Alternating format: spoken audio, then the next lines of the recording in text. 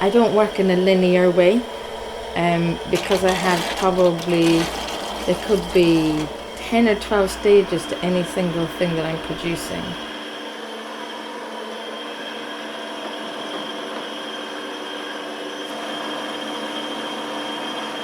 So there's two things, isn't there? There's the material itself and the material culture of the object.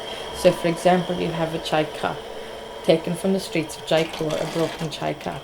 Now that chai cup has its own history.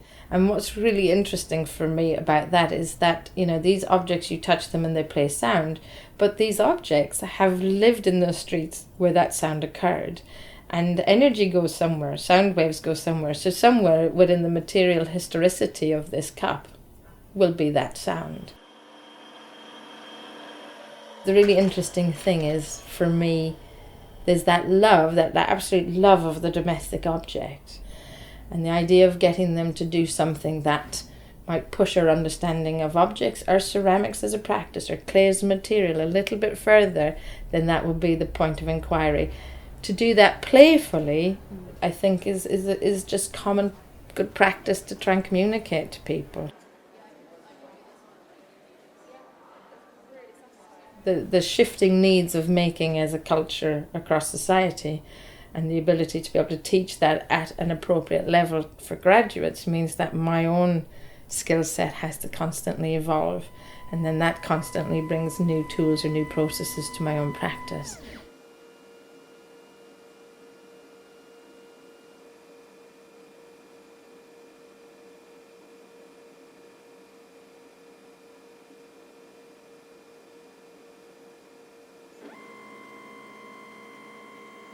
So all of the new technologies that I'm working with, or the new processes, it's all in a sense learning to teach.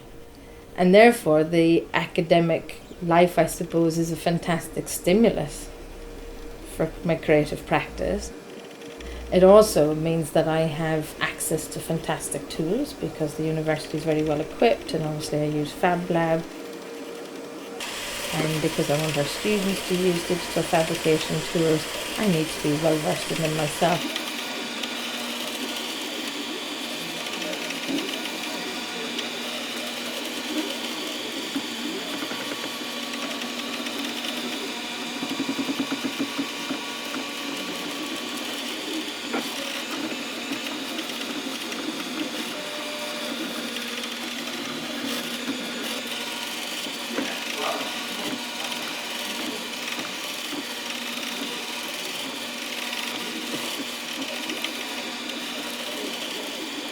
The Campanologist teacup, that was a collaborative process from the outset.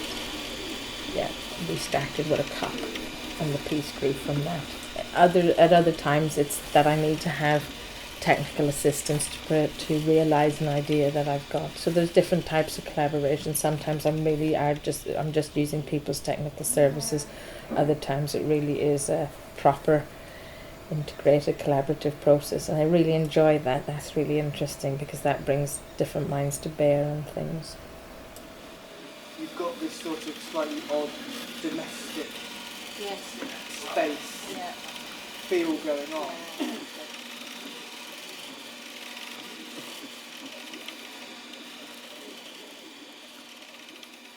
One of the really interesting things about working with electronics or physical computing and things like that is that it demystifies the black box for you. You break the black box open and you'll see that basically inside there is very similar to the same processes that I use in ceramics. It's still like craft processes to build handmade electronics. You're still soldering, you're still working with raw materials. I think there's a real interesting comparison, I think, to be made there. And let's not forget, all ceramics is technology, and we only tend to call it technology if it's invented after we were born. So I think we need to maybe rephrase our understanding of technology, but by using things that essentially technology with plugs on them that I might use in this work, it enables me to maybe access connectivity between objects, hacking objects, augmenting objects. These are all technological terms. smart objects, and to be able to bring this technological lexicon and technological processes to the world of ceramic craft is a really interesting juxtaposition.